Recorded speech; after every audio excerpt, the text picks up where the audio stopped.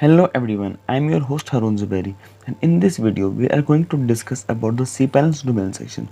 The domain section, if you see, we have multiple options like domains, add-on domains, subdomains, aliases, redirects, zone editors, dynamic DNS, domain FAQ. But we are going to discuss about the domains, add-on domains, and subdomains.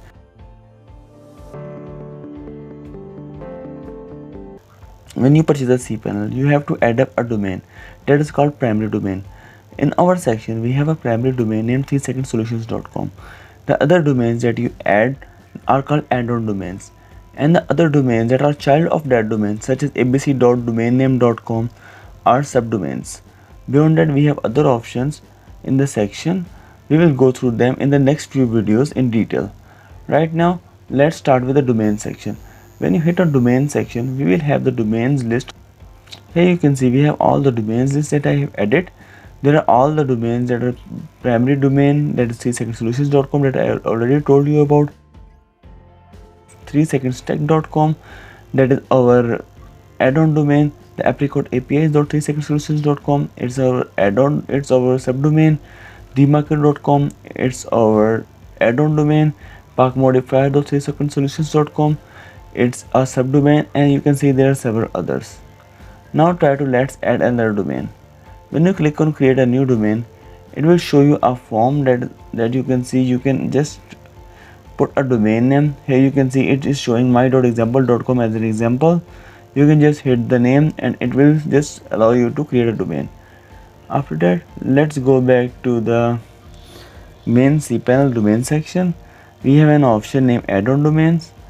The add-on domains are the ones that you add up after purchasing the cPanel. Here we have added two add-on domains, the 3secondstech.com and demarketer.com. Now, as you can see, I have a plan in which I can add up two add-on domains, and I have added already two, so I'm not able to add them. But if you have space, you can easily add them in the option here. Also, if you still want to do it, you can just click submit a ticket and then it will be able to add. Now let's go to the subdomains. In the subdomains are the child of any domain that you have added. Like you can see, it already give you a single example. blog.example.com is a child domain of example.com. Let me create an example subdomain here. Test for tutorial. You can see it already created a directory in the file manager for it. Let me try to hit create. It is loading. I hope it won't take much time. Here you can see it is added the test for tutorial.sub3secondsolutions.com. Go back. Here you can see we have a list of all the subdomains, and here is our domain that I just added. Now let's go back to the domains section. In the main panel, we have aliases. The aliases are the ones like you want to show the content of one website over another domain. Like you can see it give you an example here.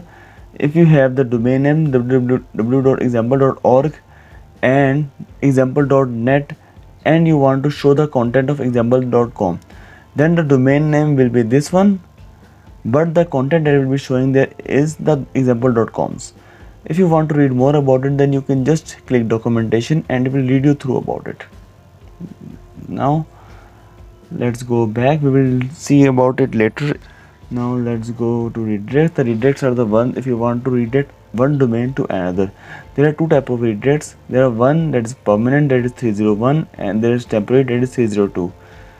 One of the most popular redirect is the HTTPS redirect. Like you have SSL installed in the website, and you want that when the user hit http://domainname.com will be redirected to https://domainname.com. Okay, I already have added these redirects using htaccess in our website, so I don't have to add it there. Now we have zone editor.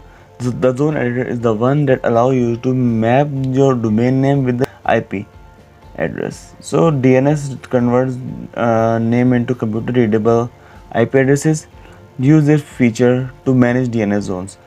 Let's go back to the domain section in the top cPanel. Now we have zone editors and the dynamic DNS. The dynamic DNS is the one that allows you to add the DNS of your website. We have domain FAQ, the domains frequently asked questions that is offered by cPanel. We will discuss them all in the next few videos. I hope you will be watching. See you soon.